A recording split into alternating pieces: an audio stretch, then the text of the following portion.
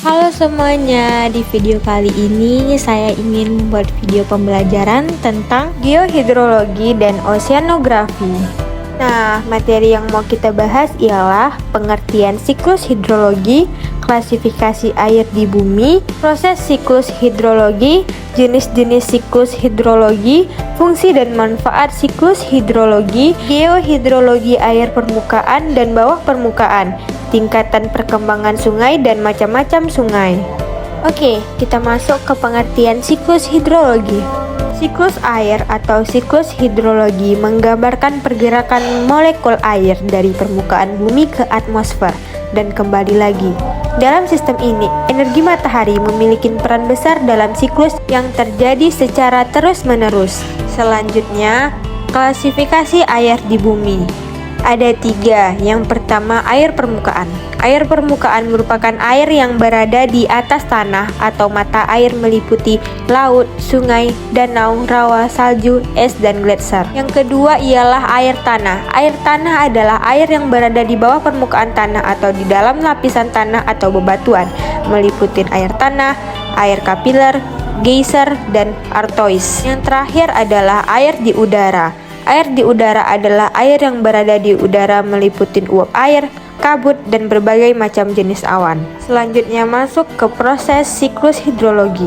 Yang pertama ialah evaporasi, yang kedua transpirasi, yang ketiga evotranspirasi, yang keempat sublimasi, yang kelima kondensasi, yang keenam adveksi, yang ketujuh presipitasi, yang ke-8 runoff, yang ke-9 infiltrasi, dan yang ke-10 konduksi. Jenis-jenis siklus hidrologi. Yang pertama ialah siklus hidrologi pendek, berawal dari evaporasi air laut ke atmosfer dan kemudian mengalami kondensasi di ketinggian tertentu dan membentuk awan. Yang kedua ialah siklus hidrologi sedang, terjadi ketika air laut menguap. Namun di siklus ini, uap air akan terbawa oleh angin menuju daratan, lalu berubah menjadi awan di ketinggian tertentu karena kondensasi. Ya, dan yang terakhir ialah siklus hidrologi panjang, diawali dengan evaporasi dan kemudian kondensasi air laut. Lalu awan akan bergerak menuju ke tempat lebih tinggi di area daratan oleh angin. Awan tersebut akan berkumpul dengan uap air dari evaporasi danau dan sungai serta transpirasi tumbuhan. Masuk ke fungsi dan manfaat.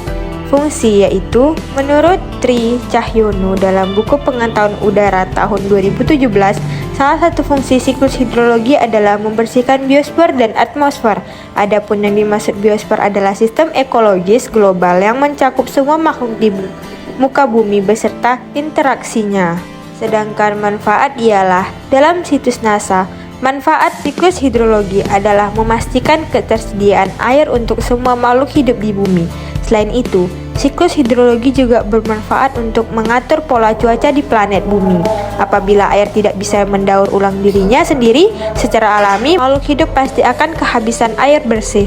Selanjutnya ialah geohidrologi air permukaan dan bawah permukaan. Dalam hidrologi, dikenal istilah air permukaan dan air bawah permukaan atau lebih familiar dengan sebutan air tanah. Air permukaan merupakan suatu wilayah perairan yang berada di permukaan bumi, sedangkan air tanah adalah air yang berada di bawah permukaan bumi atau di dalam tanah. Kemudian ialah tingkatan perkembangan sungai. Yang pertama stadium muda, yang kedua stadium dewasa, dan yang ketiga stadium tua. Dan yang terakhir ialah macam-macam sungai. Yang pertama berdasarkan sumber air dan kekekalannya. Yang pertama sungai yang bersumber dari mata air, sungai yang bersumber dari air hujan, sungai gletser, sungai campuran, sungai permanen, sungai periodik. Dan yang kedua berdasarkan letak aliran sungai. Yang pertama sungai yang seluruh aliran air yang mengalir di permukaan bumi. Yang kedua sungai yang seluruh aliran air yang mengalir di bawah permukaan tanah atau sering juga disebut sungai bawah tanah. Dan yang ketiga sungai yang sebagian aliran airnya di permukaan bumi dan sebagian lagi berada di bawah tanah. Dan yang terakhir berdasarkan arah aliran airnya. pembagian sungai berdasarkan arah alirannya sangat berkaitan dengan posisi kemiringan perlapisan dan tektoniknya. Ya semuanya, sekian dulu video pembelajaran dari saya, semoga bermanfaat. Terima kasih.